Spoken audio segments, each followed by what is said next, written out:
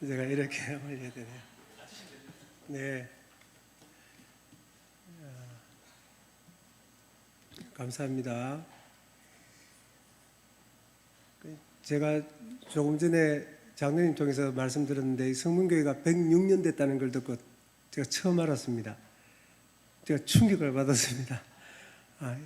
좀 떨리는데요. 100년 이상 된 교회에 제가 서니까 제가 서면 안 되겠다 이런 생각이 들고 106년 되는 줄 알면 제가 아이고 목사님 저는 안 할랍니다 이렇게 말했을 것 같은 생각이 듭니다. 106년 됐는데 무슨 말이 필요하겠습니까? 여러분 대단하십니다. 서로 옆에 계시는 분들에게 대단하십니다. 근데 한 번 더 할까요? 우리 하나님은 더 대단하십니다 하고 한번 인사합시다.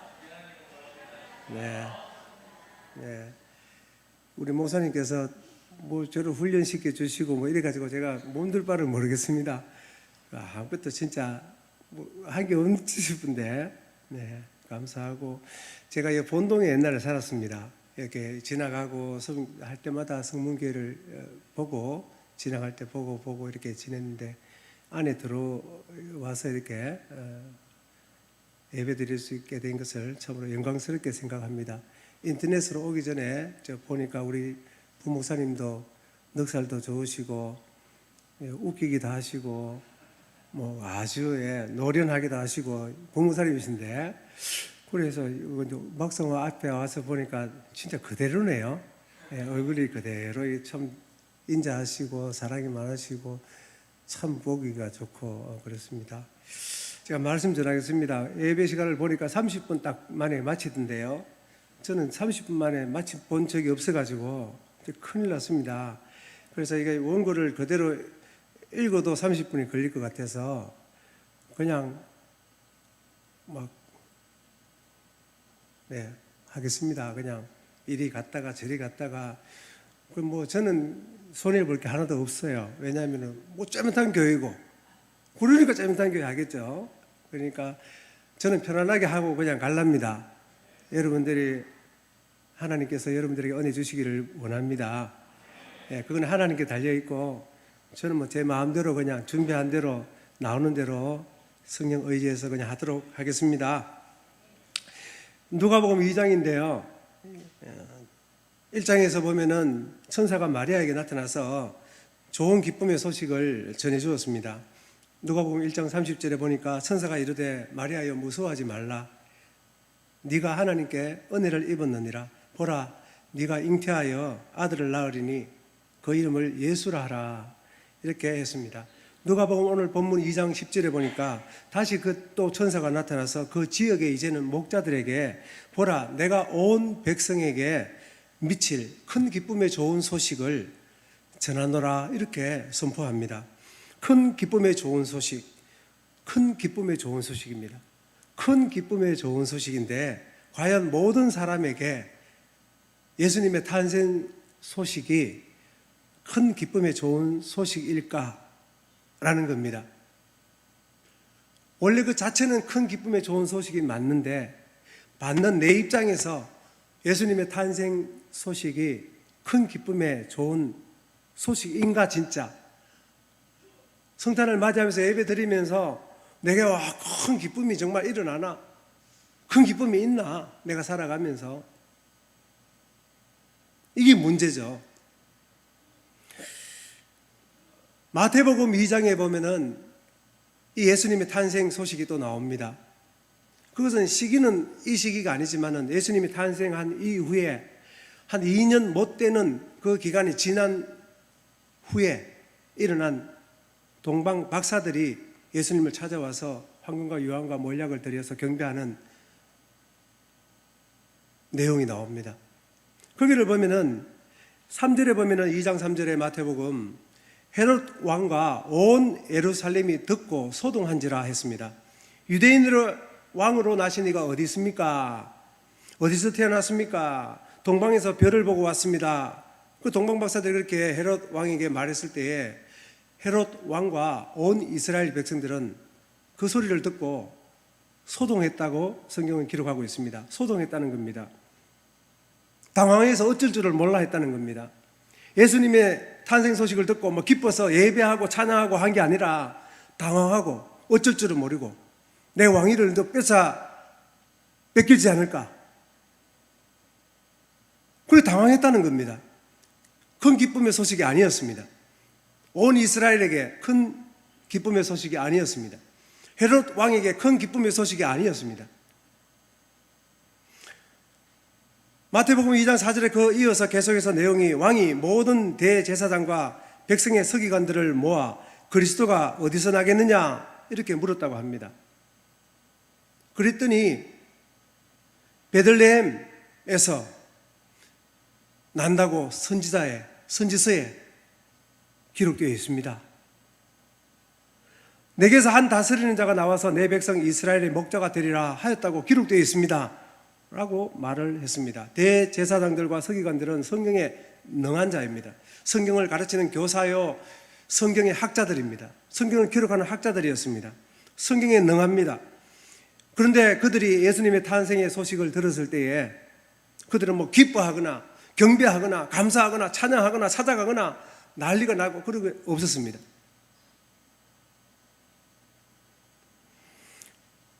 구약 성경 본문까지도 다 잘 알고 기억하면서 질문할 때에 유대 베들레헴에서 태어나실 것이다. 우리의 구원자가 거기서 태어나실 것이다. 라고 설명까지 할 수 있었던 그들이었음에도 불구하고 그들에게는 예수님의 탄생 소식이 큰 기쁨의 소식이 아니었습니다. 그들에게는 성경 지식이 있었습니다. 성경을 잘 알고 있었습니다. 예수님을 하나님의 계획 속에서 우리에게 보내주셨다 하면서 기뻐하거나 경배하거나 그런 모습은 성경에 나오지 않습니다. 오늘 누가복음 2장에 큰 기쁨의 좋은 소식이 누구에게, 모든 사람에게, 그 원래 자체는 큰 기쁨의 소식이 맞는데 하나님 입장이 아니고 우리 사람의 입장에서, 내 입장에서 그것이 큰 기쁨의 좋은 소식인가? 모든 사람에게 큰 기쁨의 좋은 소식인가? 아니더라는 겁니다.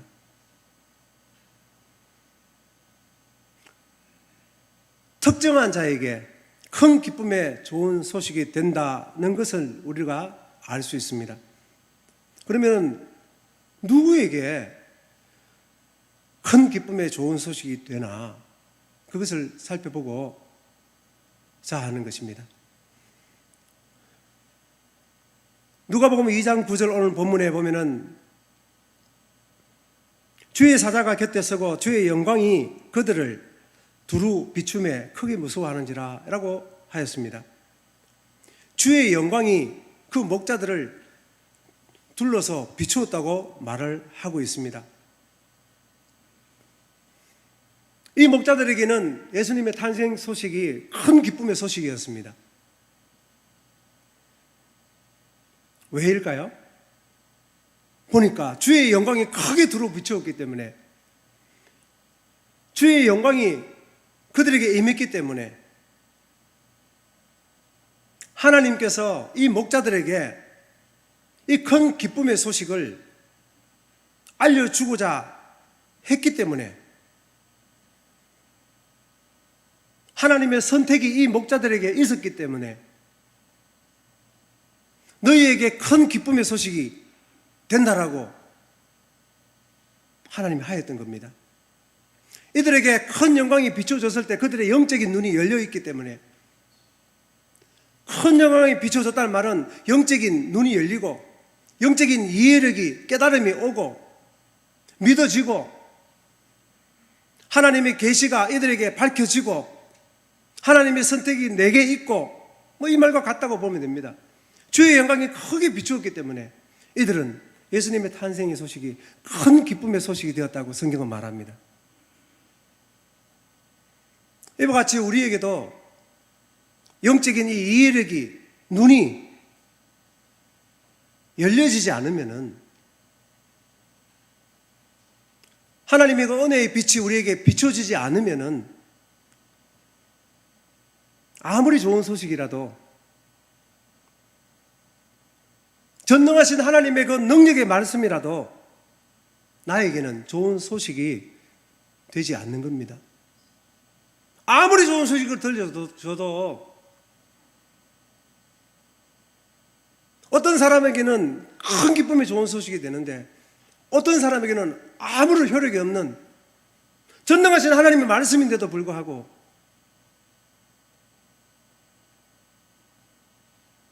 큰 기쁨이 좋은 소식이 되지 않습니다. 왜냐하면 우리가 성경을 보았듯이 마태복음에서 헤롯 왕도 보았고 성경에 능한 서기관들도 보았고 성경을 백성들에게 가르쳤던 대제사장들을 우리가 보았어도 그들은 예수님의 탄생에 대해서 기뻐하지 않았다는 것입니다. 그러면 오늘날 우리에게 예수님의 탄생 소식이 큰 기쁨의 소식이 되기 위해서 반드시 예수님의 탄생 소식이 복음이 우리에게 큰 기쁨의 소식이 되기 위해서는 반드시 있어야 하는 것이 있습니다. 그것은 하나님께서 우리에게 영광의 빛을 비춰 주셔야만 하는 줄로 믿습니다. 하나님께서 우리에게 은혜의 빛을 비춰 주셔야만, 하나님께서 영적인 이해력과 눈을 열어 주셔야만 예수님의 탄생 소식이 나에게 큰 기쁨의 소식이 된다는 것입니다. 우리가 잘 아는 사도 바울이 있습니다. 사도 바울은 예수 믿는 사람을 잡아서 감옥에 가두는 최고의 사람이었습니다. 그 사도 바울이라 할지라도 사도행전 9장 3절에 보면 하늘로부터 빛이 그를 둘러 비추는지라 하였습니다. 다메섹으로 가는 예수 믿는 제자들을 잡으러 가는 그 길에서 부활하신 예수님께서 하늘로부터 빛을 바울에게 둘러 비추었다고 성경은 말합니다. 그때 사도 바울이 부활하신 예수님을 하나님으로 알게 됩니다. 사도 바울이 주의 영광을 만났을 때 그가 예수님을 알게 되었듯이 우리에게도 주의 영광의 빛이 비춰져야 하는데, 하나님이 우리에게 은혜를 주셔야만 되는데, 이 은혜는 우리가 갈망해야 되고 사모해야 되고 구해야 되고 우리에게 반드시 있어야 하는 은혜인 줄 믿습니다. 여러분, 우리에게 이거 없으면 안 돼요. 이게 반드시 있어야 됩니다. 다른 거는 없어도 돼요. 다른 거 없으면 좀 싫고 부족하고 어렵고 힘들 수 있지만 이것 없으면 안 된다. 하나님이 내게 주시는 이 은혜 없이는 내가 안 된다.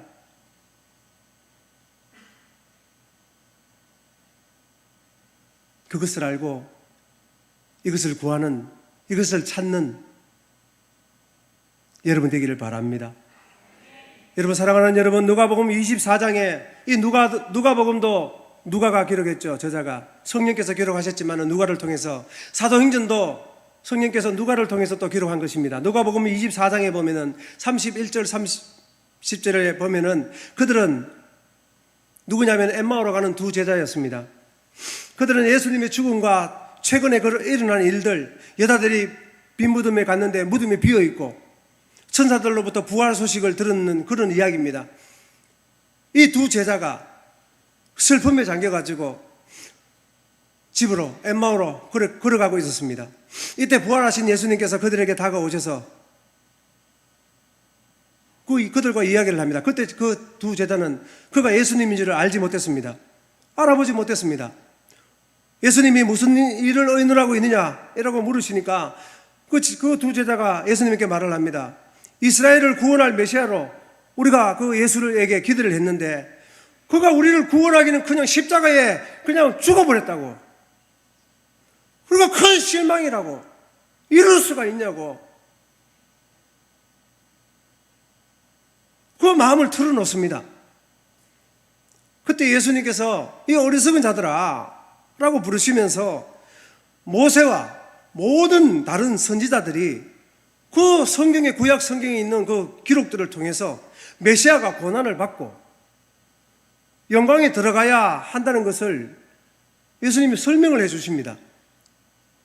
이 설명을 듣는 그들이 마음이, 성경의 기록 보니까 마음이 뜨거워졌다 이렇게 기록하고 있습니다. 계속 가는데 엠마오로 이제 도착했습니다. 저녁이 되니까 식사 시간이 되었습니다. 그 예수님께서 그 두 제자에게 빵을 떼어 주시자 그때 성경에 기록하기를 그들의 눈이 밝아져 이렇게 되어 있습니다. 예수님이 떡을 떼어주시자 그들의 두 제자가 그때까지 예수님을 알지 못했는데, 부활하신 예수님인 줄 몰랐는데, 가슴은 뜨거워졌지만 몰랐는데 떡을 떼어주시자 그때 부활하신 예수님이라는 것을 알아차려버렸습니다. 예수님이네. 떡 보니까 예수님이 사라져버렸습니다.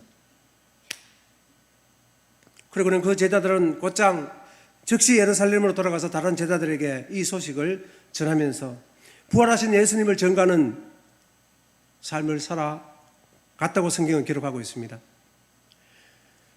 누가복음 24장 31절에 그렇게 되어 있습니다. 그들의 눈이 밝아서 그인 줄 알아보더니, 그들이 눈이 밝아지니까 예수님을 알아본 겁니다. 하나님께서 눈을 밝혀주시니까 예수님이 알아보아지더라는 것입니다. 여러분에게 오늘 하나님께서 여러분의 눈을 밝혀주셔서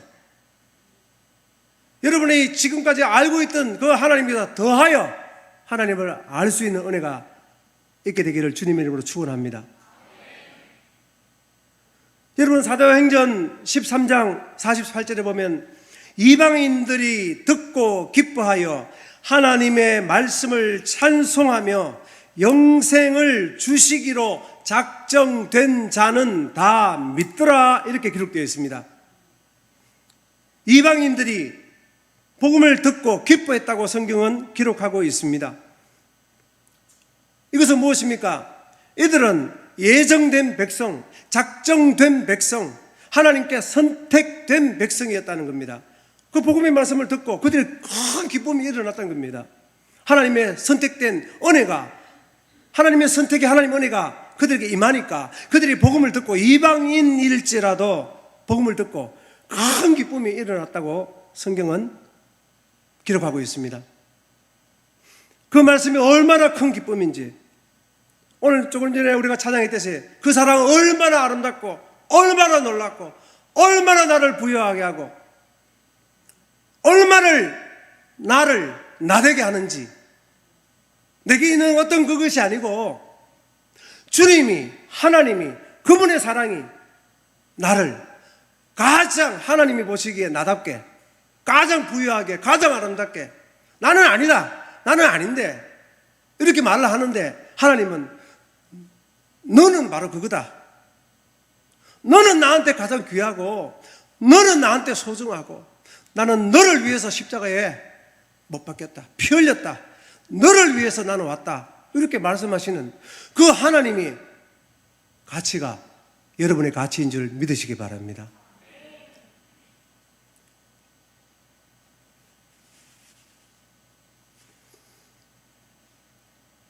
그 말씀이 얼마나 큰 기쁨의 소식이었던지, 그 말씀이 나에게 구원을 주시는 하나님의 능력이 얼마나 내게 기쁨이 되는지 그들이 체험하게 된 겁니다. 눈을 밝혀주시니까. 여러분, 우리가 어떨 때는 설교를 듣는데 저게 뭐지, 도저히 이해가 안 된다, 듣고 있는데, 근데 어떨 때는 어떤 말씀이 이해가 되고 깨달아지고 할 때가 있지 않습니까?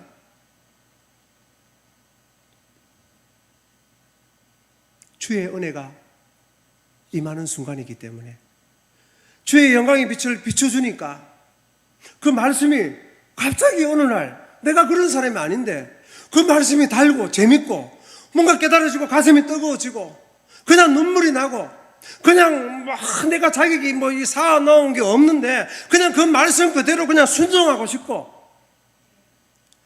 그냥 눈물이 나고 그냥 하나님을 더 사랑하고 싶고, 그럴 때가 있지 않습니까, 여러분?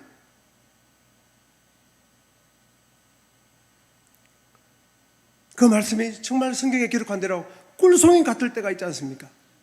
다 이해를 안 되지만은 그런데 뭔가 깨달아지는 그럴 때가 있지 않습니까? 성령이 우리의 눈을 밝혀주시니까. 이것은 그 사람의 지혜로서가 아니고 말씀을 깨닫게 하시는 하나님의 은혜 때문인 것입니다. 누가복음 오늘 2장의 큰 기쁨의 좋은 소식은 누구에게나 다 되는 게 아닙니다. 다 되었으면 좋겠지만은 하나님의 택하신 백성에게 하나님께서 영적인 눈을 열어주시고 영광의 빛을 비춰주시고 눈을 밝혀주시니까 그 복음의 큰 기쁨의 소식이 그들에게 꿀송이같이 달고 우리의 심령이 막 뜨거워지고 그 사람에게는 큰 기쁨의 좋은 소식이 된다는 것을 알 수 있습니다. 두 번째, 오늘 누가복음 2장 11절 11절을 우리 다 같이 한번 읽을까요? 시작. 오늘 다윗의 동네에 너희를 위하여 구주가 나셨으니 너희가 가서 너희에게 표적이니라 하더라. 이렇게 되어 있습니다. 하나님이 영적인 눈을 영광을 비춰주시니까 큰 기쁨의 소식이 되더라는 겁니다. 오늘 그 두 번째 보니까 11절 11절에 보니까 표적이 나옵니다. 이런 표적하면 뭐라고 생각합니까? 금리빨이 되는 겁니까? 갑자기 막 기적이 일어나고 막 미라클 막 어마어마한 일이 나고 죽은 자가 살아나고 병든 자가 고침을 받고 표적일 수 있습니다. 근데 그것만이 표적이 아닙니다. 표적은 사인이에요. 사인. 여러분 계약서에 사인하지 않습니까? 은행에 가서 사인하지 않습니까? 집 계약서 쓸 때 도장을 찍고 뭐 사인하지 않습니까? 표로. 표. 그게 표적입니다.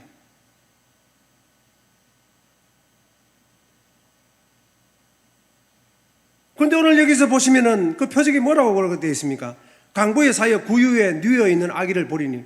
아니, 아기가 그러면은 그 구유에 누워있지. 아기가 거기서 물구나무 서 있습니까? 갓 태어난 아기가 거기서 뭐 물구나무를 서고 있거나, 갑자기 아기가 태어났는데 뭐 이빨이 뭐 금이빨이거나, 갑자기 아기가 태어났는데 아기가 뭐 서 있습니까? 그런 게 기록되어 있지 않지 않습니까? 아기가 구유에 누워있대요. 아기가 태어나면 당연히 구유에 누워있지, 그럼. 그런데 말밥통에 누워있더라는 겁니다. 그런데 그게 표적이라고 성경은 기록하고 있습니다. 너희에게 표적이니라. 아니, 그 아기가 누워있는데 그게 표적이라고? 표적이라 하잖아요. 이런 표적이 뭡니까? 그 자체로 일어나는 그 현상이 중요한 게 아니고 표적이랍니다. 사인을 합니다. 표랍니다. 뭐가 표입니까? 11절에 오늘 다윗의 동네에 목자 너희들을 위하여 구주가 나셨다 라고 말했습니다. 오늘 너희의 구주가 나셨다. 이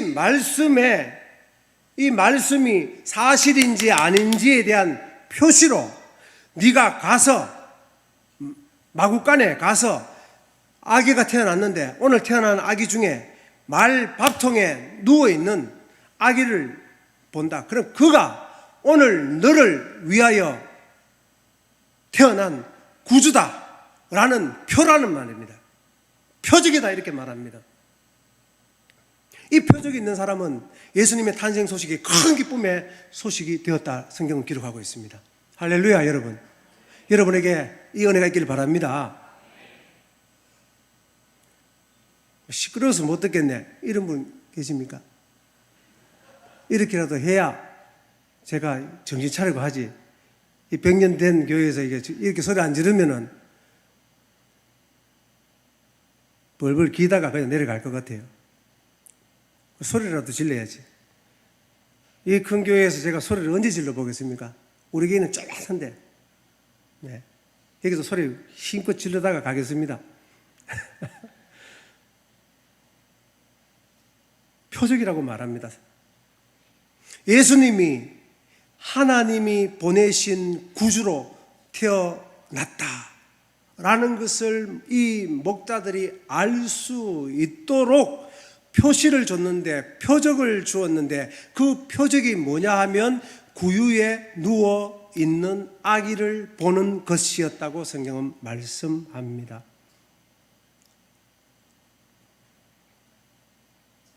그 사람에게는 이 표적이 있는 사람에게는 예수님의 복음의 소식이, 탄생 소식이 큰 기쁨의 소식이 된다고 성경은 말합니다. 무슨 말입니까? 표적에 관심을 두지 마시고, 표적은, 주 핵심은 하나님이 오늘 다윗의 동네에 너희를 위하여 구주가 나셨다라고 하시는 하나님의 말씀입니다.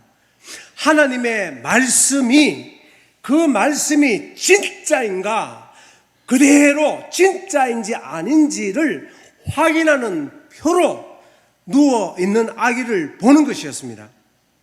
그러니까 하나님의 나를 위하여, 너희를 위하여 구주가 탄생하셨다라고 하는 하나님의 말씀이 그 말씀 그대로 일어나는 표시로 아기를 보니까 야, 하나님이 나를 위하여 구주를 탄생케 하셨구나 라는 것을 그들이 알게 됐다는 겁니다. 그러니까 큰 기쁨인 겁니다.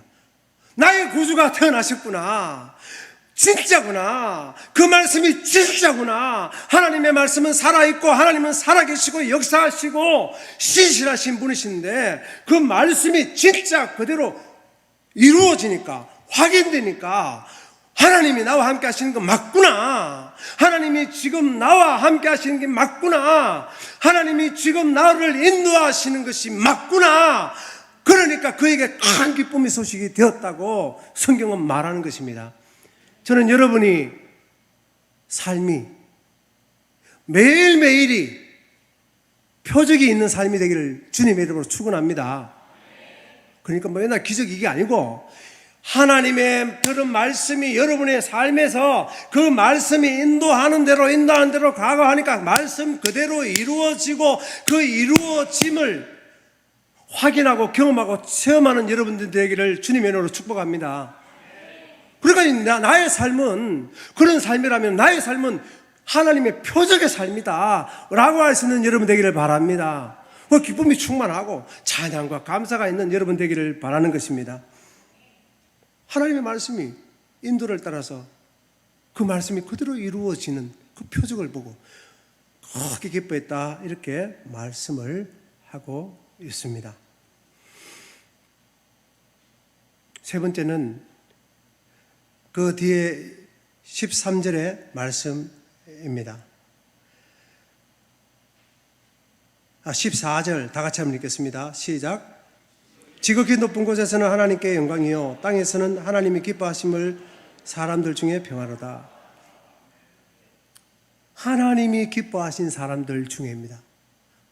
모든 사람에게 평화가 아니고 하나님이 기뻐하신 사람들 중에, 하나님이 기뻐하신 사람들이 뭐고 도대체? 원어로 보니까 하나님이 기뻐하신 이 단어가 기쁨, 은혜, 좋은 뜻, 뭐 요 뜻입니다. 그러니까 하나님이 기뻐하신 사람, 이 말은 하나님께 은혜 입은 사람에게는, NIV 성경이 RSV 성경, 영어 성경 번역본을 봐도 그렇게 되어 있습니다. 하나님이 기뻐하신 사람에게는, 하나님께 은혜를 입은 사람에게는, 하나님께 은혜를 받은 사람에게는, 하나님이 좋은 뜻을 가진 사람들에게는, 하나님이 기뻐하는 사람들 중에는, 하나님의 은혜나 하나님의 기쁨이 머무는 사람들 중에는 평화로다. 그러니까 누가 예수님의 탄생 소식이 큰 기쁨의 소식이 되었냐면은 하나님께 은혜 입은 자입니다. 하나님께 은혜 입은 사람에게는 평화로다. 그가 크게 기뻐할 수 있었다고 성경은 말씀을 하고 있습니다. 예수님 안에 은혜가 있습니다. 하나님께 은혜를 받은 사람은 누굽니까? 하나님께 은혜를 받았습니다. 그 사람은 어떤 사람입니까? 우리 예수님 안에 구원의 은혜가 있는 줄을 깨닫습니다. 예수님 안에 죄 용서함의 은혜가 있는 줄을 압니다. 예수님 안에 나의 모든 더러움을 덮을 수 있는 은혜가 있고 의가 있는 줄을 압니다. 그걸 깨닫는 사람입니다. 그 사람은 하나님께 은혜를 입은 사람입니다. 그 사람은 하나님이 기뻐하신 사람들입니다. 이것은 내가 하나님께 충성했다고 주는 게 아닙니다. 그건 하나님의 주권적인 은혜로, 일방적으로 하나님이 선택한 자에게, 하나님이 기뻐하는 자에게 하나님의 은혜를 그냥 주시는 것입니다. 일방적인 큰 은혜입니다. 일방적으로 그건 주셨어요. 내가 잘나고 뭐 착하고 뭐 얘는 뭐 좀 앞에 가능성이 있다 없다 뭐 이렇게 사람은 보는데 뭐 그거 아니고, 이 사람은 좀 잘생기고 뭐 미래가 좀 있다 그거 아니고, 공부를 잘하고 뭐 필요 없습니다. 제사님 마음에 성질도 더럽다 들어도 괜찮아요. 하나님께는 아무것도, 하나님께는 아무것도, 사람에게는 중요한데 하나님께는 상관없다.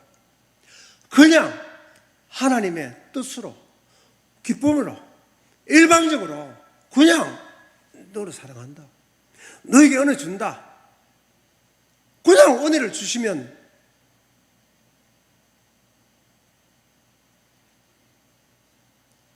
그 예수님의 소식이 큰 기쁨의 소식이 되고 한다는 것입니다. 이 은혜를 참으로 이해하고 깨닫는 사람은 하나님이 왜 예수 그리스도를 이 땅에 보내주셨는지를 압니다. 왜 보내주셨습니까? 그 예수님 때문에 내가 받는 것들이 얼마나 귀하고 큰지를 아는 사람인데, 그 사람은 누가복음 2장 14절에서 하나님이 기뻐하신 사람들이라고 말을 하는 겁니다. 주어가 하나님입니다. 하나님이 기뻐하신 사람, 하나님이 은혜를 주신 사람이라고 말을 합니다. 내가 은혜로운 사람이 아니고 하나님이 은혜를 주셔서 은혜를 입은 사람이라고 말을 합니다. 여러분은 누구십니까? 여러분은, 저는 잘 모르지만은 한 가지 아는 것은 하나님께 은혜를 입은 사람인 줄 믿습니다. 너 누구냐? 내가 하나님께 은혜를 입은 사람입니다. 너 삶이 뭐 의로우냐, 뭐 좋으냐, 선하냐, 나 안 그렇습니다. 한 가지 아는 게 있습니다. 하나님께서 그리스도 안에서 내게 어려움을 주시고 은혜를 주셔서 은혜 입은 하나님의 자녀입니다. 그래서 분명히 아는 것입니다. 이거 잊으면 안 됩니다. 이거 없으면 안 됩니다. 하나님이 기뻐하신 사람들. 여러분, 우리가 성도를 왜 사랑해야 되는 줄 아시겠습니까?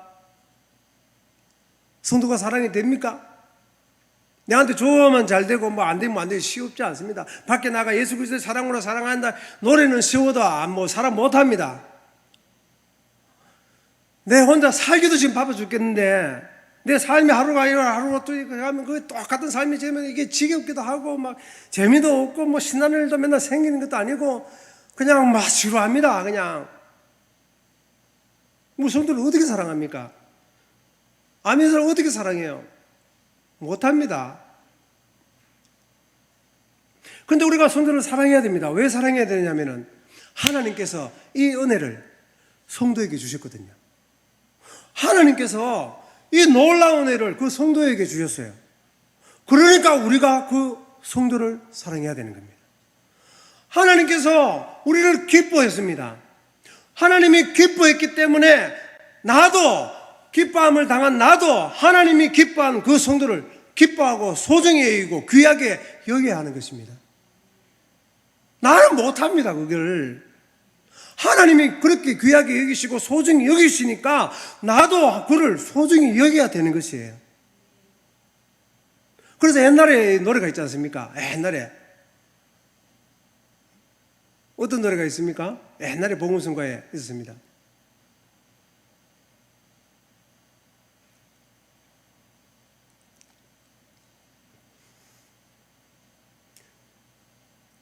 주의 사랑으로 사랑합니다.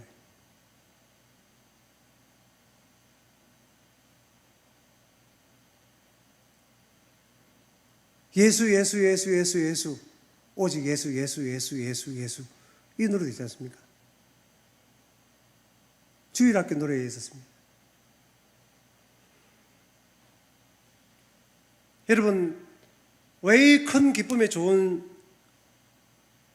소식이 모든 사람이 다 기쁨에 좋은 소식으로 받지 않는 걸까요?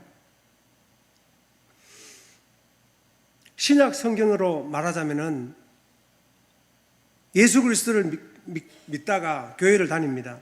예수님 때문에 환난과 고난과 어려움이 왔을 때 그들은 다 떨어져 내려갑니다. 환난과 어려움이 오니까 그들은 다 떠내려갑니다. 히브리서 2장 1절에서 이렇게 말합니다. 그러므로 우리는 들은 것에 더욱 유념함으로 우리가 헐러 떠내려가지 않도록 함이 마땅하다. 헐러 떠내려가는 겁니다.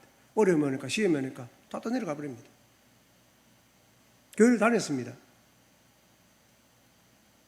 베드로후서 2장 21절에서는 의의 도를 안 후에 받은 거룩한 명령을 저버리는 것, 그것을 개가 토한 것으로 다시 돌아가는 것이라고 성경은 기록하고 있습니다. 유다서에서는 은혜를 방탕한 것으로 바꾸는 것이라고 말을 합니다. 은혜를 받았는데, 교회를 다녔는데 바로 떠나는 겁니다. 어떤 문제가 생기고 어려움이 오니까 시험이 오니까 고난이 오니까 핍박이 오니까 여러 이러저러한 이유 때문에 떠나더라는 겁니다. 이들은 예수를 믿는다고 교회를 다녔습니다. 이들은 예수님 때문에 환난과 어려움이 오니까 다 예수님을 포기하고 말았던 겁니다. 왜 포기했겠습니까? 여러분, 왜 포기했을까요? 포기할 만했으니까 포기했겠죠. 포기한 놈이 나쁜 놈입니까? 아니에요. 포기할 만했으니까 포기하지. 그거 왜 포기했을까요? 예수님에 대한 소중성, 예수님에 대한 귀중성, 예수님이 나에게 절대적으로 필요한 분이시다 라는 이 절대성이 그들에게 없었기 때문에, 귀한 것도 알고 소중한 것도 알고 또 믿어야 것도 아는데 그 소중함과 그 귀중함과 그 절대적인 필요성을 깨닫지 못했기 때문에 그 깨닫지 못한 채로 교회를 다니다가 어려움과 핍박이 오니까 그 떠내려가는 것입니다. 때때로 어려웠을 때 하나님께서 이 땅에 필요한 것들을 부어주시기도 하십니다. 그 풍박이 되니까 예수님을 또 멀리하는 경우도 많습니다. 왜? 예수님의 절대적인 필요성까지는 인식하지 못하고 깨닫지 못했기 때문입니다. 오늘 하나님이 기뻐하신 사람들에게는 예수 그리스도의 탄생 소식이 큰 기쁨의 소식이었다고 말합니다. 시간이 30분 다 돼가는데요. 이 큰 기쁨의 소식이, 예수님의 이 큰 복음의 이 기쁜 소식이 우리의 심령에는 어떤 효과가 일어납니까? 하나님의 이 큰 기쁨의 이 소식이 나의 심령에서는, 이 큰 기쁨의 소식이 나의 심령에서는 어떤 효과를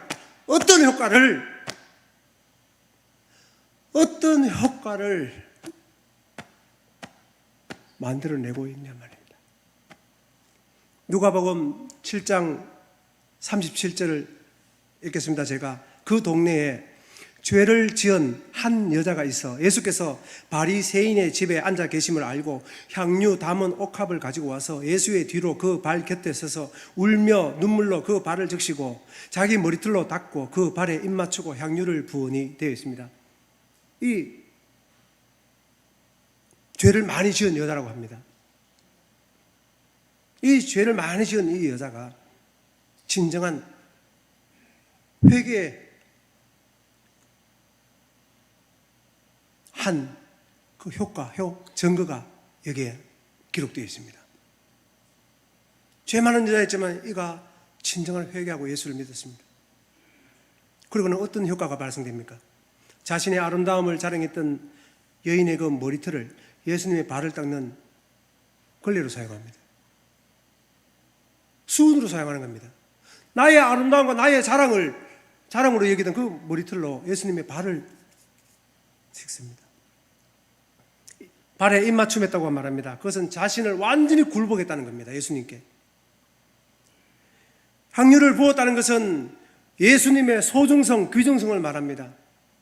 그 귀한 값어치 있는 그 놀라운 가치가 있는 그 향유를 옥합을 깨뜨려 예수님에게 다 부었습니다. 예수님이 자기에게는 그 향유보다 가치보다 훨씬 소중하고 훨씬 귀중하고 그것을 그 여인은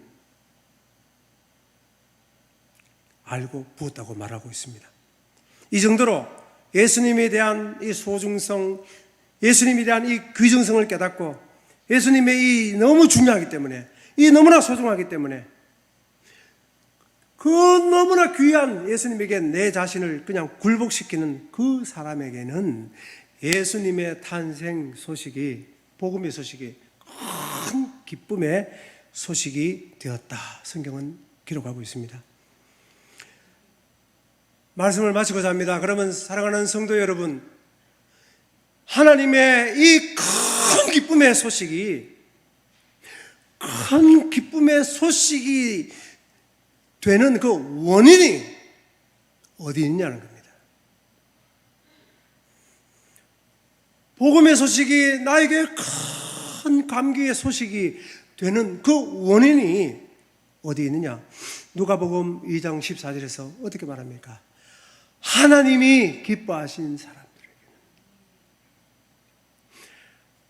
그 앞에서는 주의 영광을 두루 비추매, 하나님의 영광을 하나님이 두루 비추매, 하나님이 주의 말씀을 선포하심에 주심에,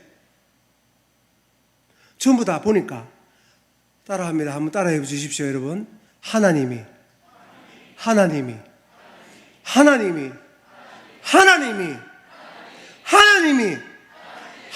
하셨다고 말하는 겁니다.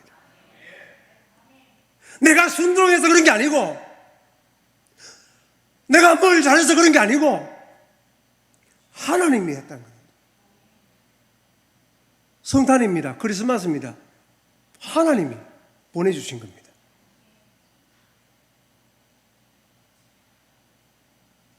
다 하나님이 하셨습니다.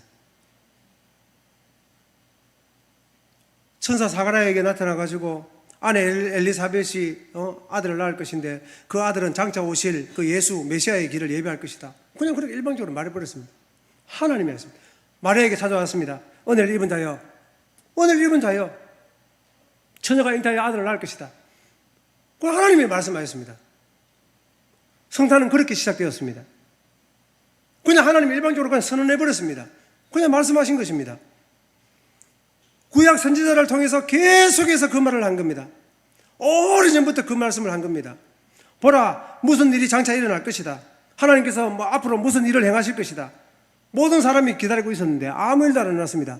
1년, 2년, 3년, 4년, 5년, 700년이 지났습니다. 사람들은 그동안 다 잊어버렸습니다. 그런데 어느 날 하나님이 말씀하신 그 말씀이 그대로 이루어졌습니다. 예수가 탄생한 겁니다. 하나님이 능력을 드러낸 겁니다. 하나님이 그 일을 행하신 것입니다. 하나님이 행하신 것입니다. 오늘 들판에 있는 목자에게 하나님을 뭐 하십니까? 하나님이 목자에게 나타나서 그냥 말씀을 합니다. 오늘 너희를 위하여 다윗의 동네에 구주가 나셨다. 하나님이 말씀하셨습니다. 하나님이 찾아오신 겁니다. 복음 큰 기쁜 소식은 그렇게 왔습니다. 하나님이 일방적으로 그냥 주신 겁니다. 기독교도 그렇게 출발했습니다. 사도행전에서 교회가 탄생하는 것도 그렇게 시작했습니다. 이들이 한 게 아무것도 없습니다. 그냥 하나님을 기다리고 있었습니다. 기도하면서 기다리고 있었는데 갑자기 하늘에 하늘로부터 급하고 강한 바람이 소리가 들리면서 불이 해같이 막 갈라지면서 각 사람에 막 성령이 임하는데 그 하나님이 사람의 한계 뭐 없습니다. 그냥 기도하고 기다리고 있었습니다. 그 하나님이 그냥 부어주신 겁니다. 그리고 교회가 탄생되었습니다. 하나님이 하시는 겁니다. 교회는 하나님이 하시는 겁니다. 하나님이 하실 겁니다, 여러분. 106년 동안 하나님이 하신 줄 믿습니다. 하나님이 하셨습니다. 살아계신 하나님의 역사하신 그 기록들, 그게 성경입니다. 다 모아놨습니다. 하나님이 무엇을 하셨나? 그거 다 모아놨습니다. 성경에.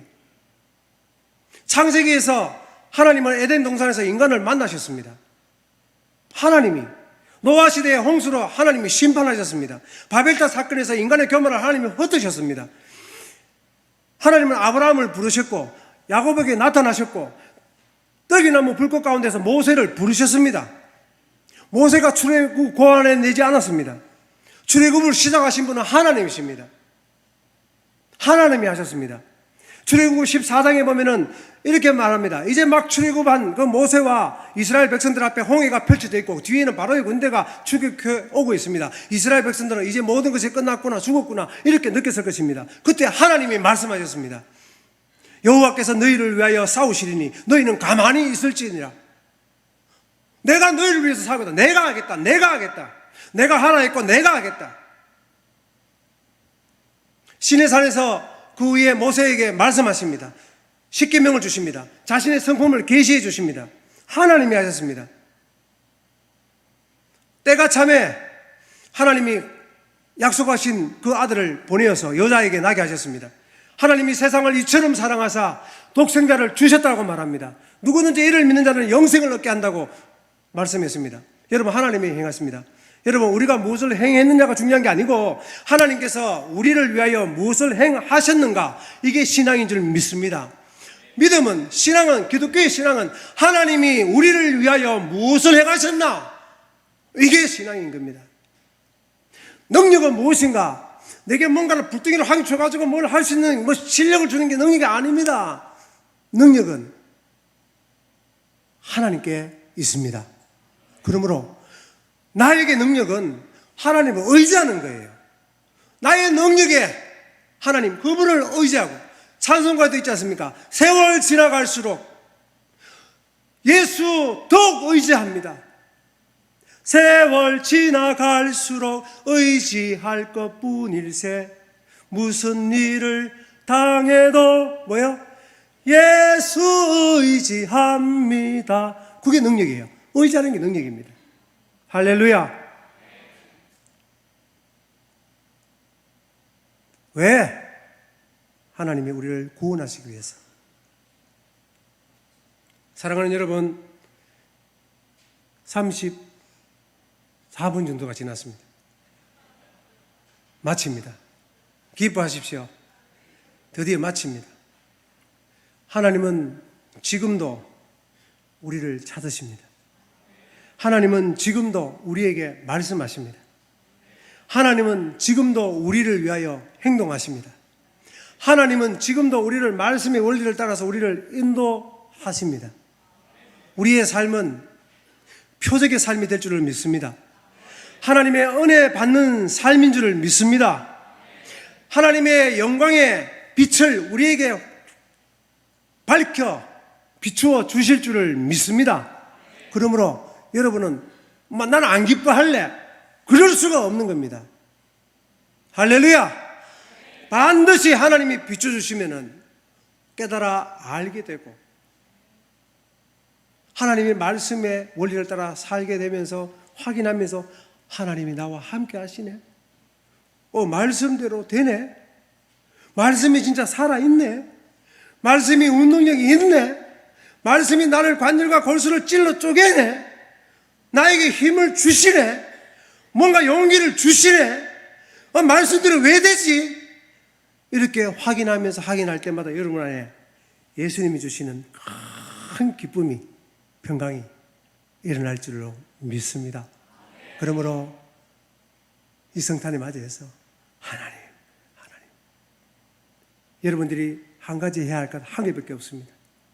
이 하나님을 갈망하고, 이 하나님을 사모하고, 이 하나님을 구하고, 이 하나님을 절대적으로 필요로 하는 여러분 되시기를 주 예수 그리스도의 이름으로 축원합니다. 기도하겠습니다. 하나님 아버지, 이 은혜를 주옵소서. 하나님이 필요합니다. 예수님이 필요합니다.